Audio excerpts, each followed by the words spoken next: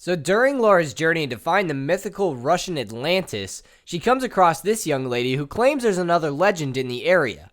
A supernatural witch that killed her grandmother and has terrorized the Vale for decades.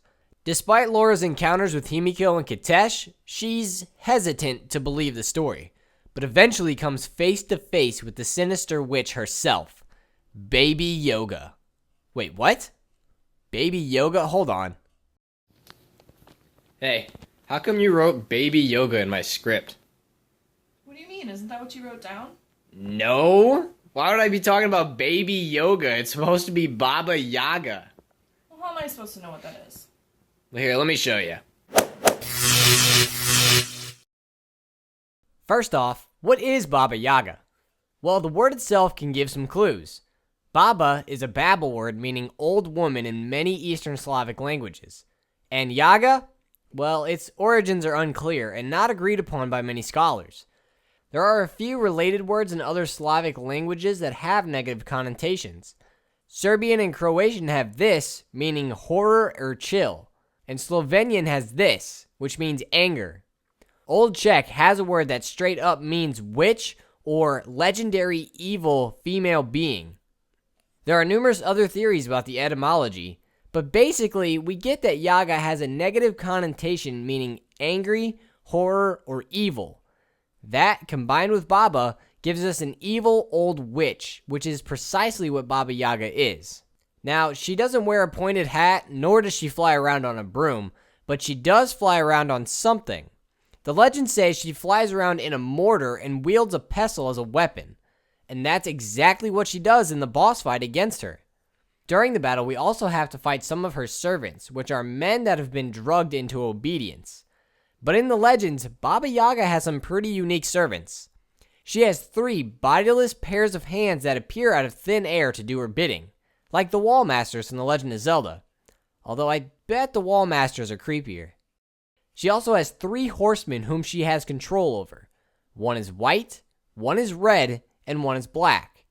According to legend, when asked who these horsemen were, she claims they are my bright dawn, my red sun, and my black midnight.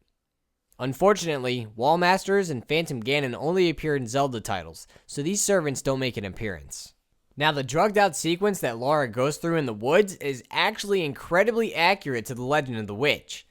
Baba Yaga lives deep in the forest, and her borders are sometimes surrounded by a fence of skeletons that ominously stare at you through the mist. As you wander through the wood of her domain, the wind will blow through the branches as the spirits under the command of the witch dart between the trees, shrieking and wailing at you. Moving deeper and deeper, you'll finally come upon her hut. Or it may come upon you. The hut has a pair of giant chicken legs that it uses to wander through the forest.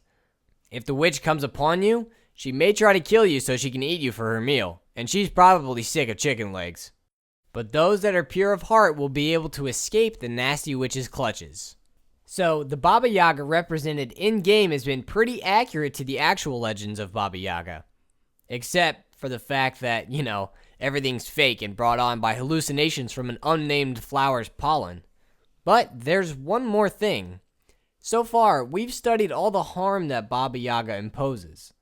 But strangely, there are some stories of the witch actually being helpful to the heroes of the stories, and this rare occurrence is actually present in the game. While Lara is searching for an antidote for the pollen effects, she reads through the journals of a Russian prisoner named Seraphima. Seraphima was a botanist that developed a cure for the effects of the pollen for the Soviets so that they could explore the Vale. However, the prisoners of the Soviets revolt, and the Soviets tell Seraphima her husband and child died in the fighting. She decides to exact her revenge on the Soviets by weaponizing the pollen. She develops a cure for herself so that she doesn't hallucinate and becomes Baba Yaga. Lara finds Seraphima's journals and, indirectly receiving help from Baba Yaga, finds the cure for the weaponized pollen, allowing her to complete her quest. And that ends the story of Baba Yaga in Rise of the Tomb Raider. It was pretty awesome of Crystal Dynamics to add another piece of Russian folklore in their game. Makes you wonder what Russian story they'll tackle next, right?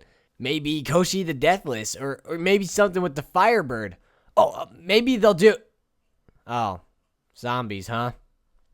Great. Thank you for watching and see you later.